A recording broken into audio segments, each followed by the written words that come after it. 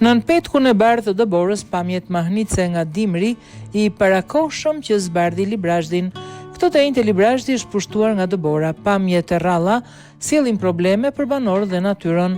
Dëbora e parë në këtë sezon ka zbarkuar në malësitë e Librazhdit që mesditën e të njëjtës, duke sjellë një panoramë të bukur, por edhe probleme për banorët dhe natyrën e zonës. Sipas të dhënave nga drejtoria e zonave të mbrojtura në Elbasan, rreshjet e dendura të Borës kanë nisur rreth orës 11 në parkun kombëtar të Shebenikut. Dëbora ka përfshirë gjithashtu edhe fshatin turistik të Fush Studenit, një destinacion i njohur për turizmin malor. Përveç bukurive natyrore, Dëbora e parakohshme ka shkaktuar edhe shqetësime të menjëhershme.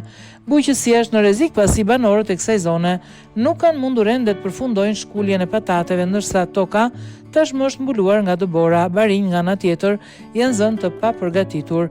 Bagtit ndodhen ende në stane dhe në kullota malore, duke rrezikuar dëmtimin e tyre për shkak të temperaturave të ulta.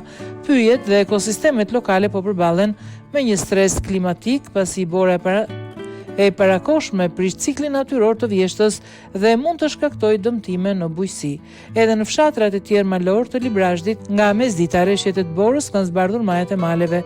Ekspertët thonë se kjo situatë është një pasqyrë e paqartë e ndikimeve të ndryshme klimatike, të cilat tashmë po ndihen konkretisht edhe në Shqipëri.